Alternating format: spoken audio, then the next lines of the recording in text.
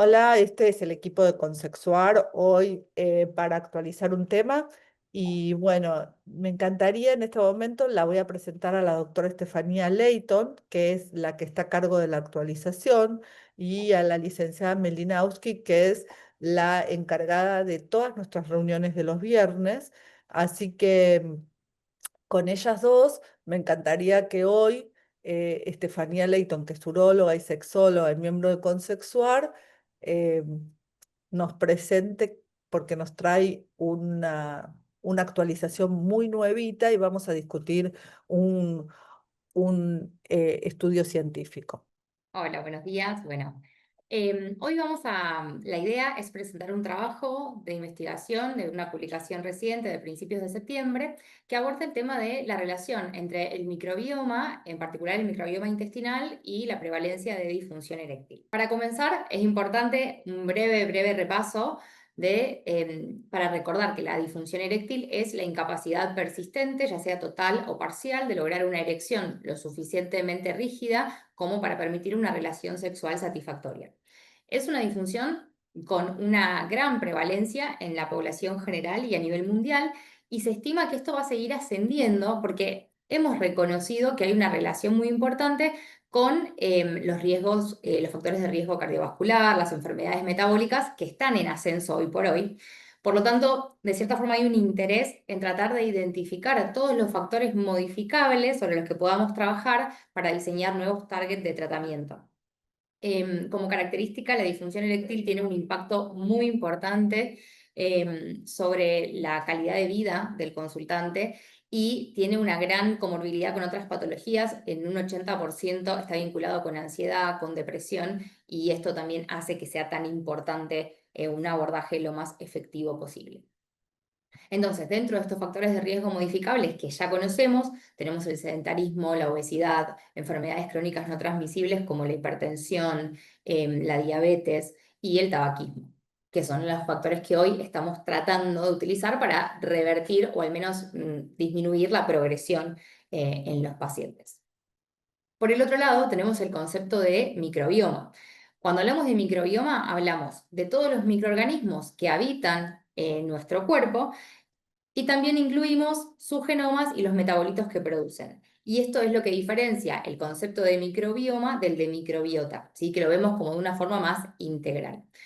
Estos microorganismos se relacionan con nosotros de una forma simbiótica. Esto quiere decir que ellos aprovechan los nutrientes, el medio para desarrollarse, pero a su vez van a colaborar en ciertos procesos metabólicos, especialmente en los procesos digestivos, la producción de vitaminas, están vinculados con la respuesta inmune y su modulación, ¿sí? Y sabemos que cuando hablamos de disbiosis, de lo que estamos hablando es de una pérdida de ese balance en el microbioma que termina impactando a nivel de esta relación simbiótica y genera o se relaciona en realidad con una alteración metabólica que le ha llevado a relacionarse con diferentes patologías crónicas. Entonces, el trabajo del que vamos a charlar hoy es ese trabajo en el que se busca la relación causal entre la microbiota o el microbioma intestinal y la disfunción eréctil a través de un análisis epidemiológico y estadístico en el que se utilizaron datos de estudios de asociación del genoma a través de una aleatorización mendeliana. Esto quiere decir, hacer una aleatorización mendeliana implica una especie de ensayo clínico aleatorizado natural, donde se toman de esta base de datos pacientes que se machean, digamos, dos muestras y se busca la relación o la incidencia de determinados microorganismos como parte del microbioma de esos individuos, la prevalencia de disfunción eréctil y los diferentes metabolitos plasmáticos. Y posteriormente, o sea, de esta manera, con esta aleatorización mendeliana, se asocian los factores. Y posteriormente a ese resultado se le aplicó un análisis de mediación, que es un análisis estadístico, donde lo que se busca es determinar entre dos variables, una variable dependiente, que es la disfunción eréctil, que es lo que estamos tratando de explicar o de buscar la causa, y una variable independiente, que es el microbioma específico de cada individuo y los genes contenidos en ese microbioma. Se intenta unirlos a través de un factor causal, que en este caso serían los metabolitos plasmáticos. Entonces, característicamente es un trabajo que tiene mucha investigación desde lo estadístico, ¿no? A diferencia de lo que quizás es un ensayo clínico, en este caso tiene un procesamiento bastante más complejo. Entonces, lo que se busca es esa relación. Primero, se elaboraron las relaciones entre determinado microbioma y la incidencia de disfunción eréctil.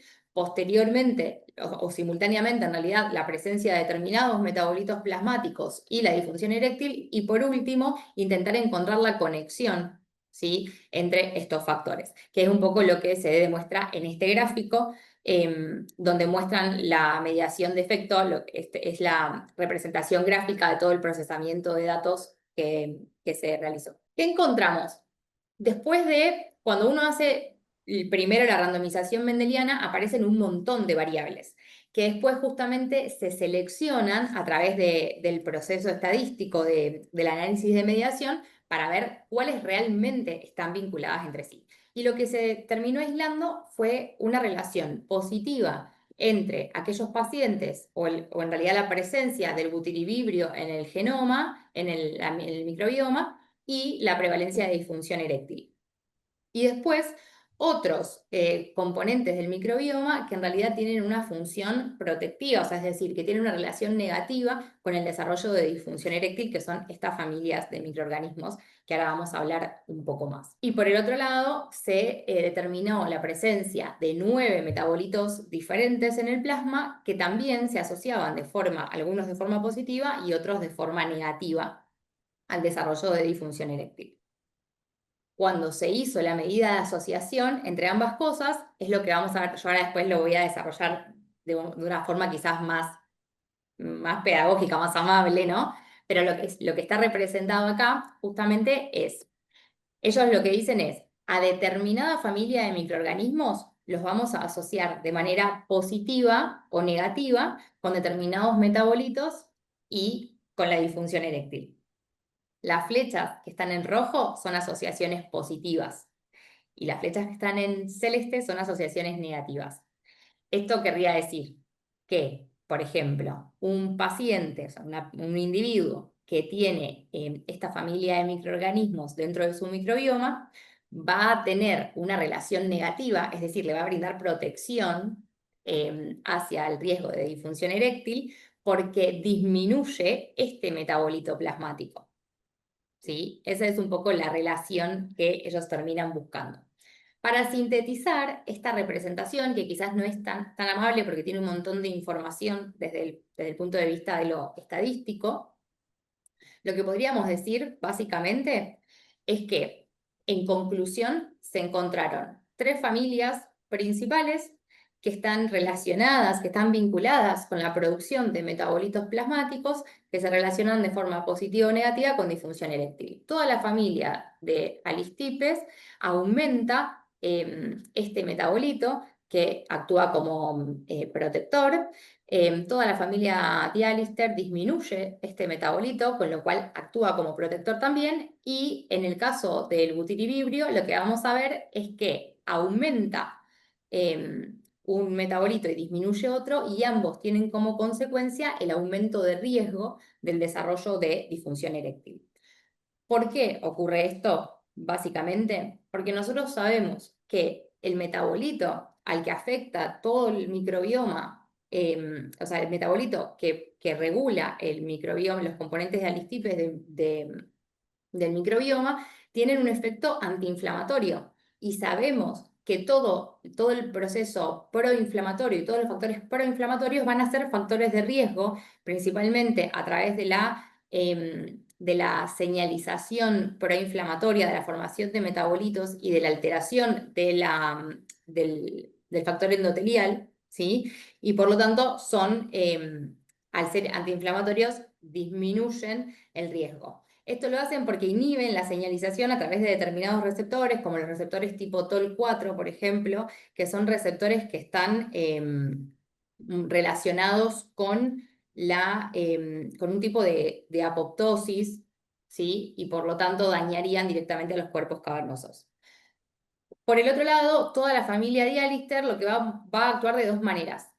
Por un lado, modula la respuesta de la señalización GABA, que sabemos que está muy relacionada con un montón de aspectos. Esto ya estaba descrito, la modulación GABA de este conjunto de microorganismos, cuando se había investigado microbioma y ciertos factores relacionados con el estado de ánimo.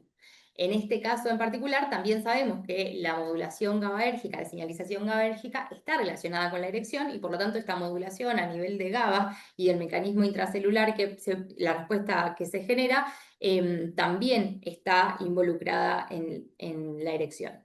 Además, disminuye el riesgo cardiovascular porque modula la formación de ciertos ácidos grasos y por lo tanto disminuye de esa manera el riesgo de formaciones de placa de ateroma. Esto también está descrito en particular en los pacientes con diabetes tipo 2. Ya estaba estudiado y se está intentando usar como target de tratamiento. Y además disminuye la ferroptosis.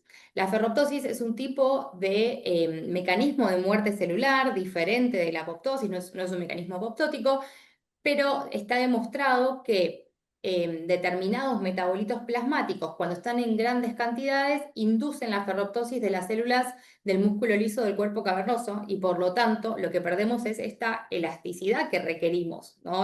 Para que se produzca la vasodilatación adecuada y se produzca la erección, una erección lo suficientemente firme.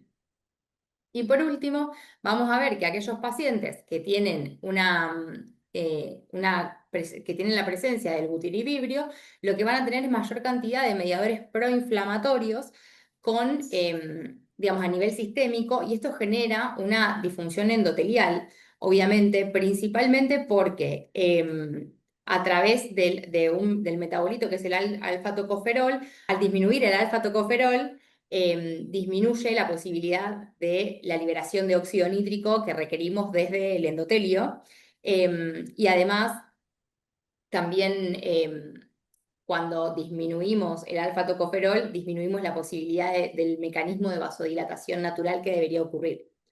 Entonces, en conjunto, estas tres familias tienen la característica de que si tuviéramos que sintetizar, yo creo que lo importante es, nosotros ya sabemos que todos los mecanismos proinflamatorios van a tener un efecto, ya sea por la formación del inflamasoma, ya sea por la inducción de la ferroptosis, por la alteración del endotelio, todos los mecanismos proinflamatorios van a estar asociados a disfunción eréctil, al aumento de la incidencia. Y por eso es que desde ahí actúa mucho de los factores modificables que nombramos previamente, a través de ese estado proinflamatorio constante.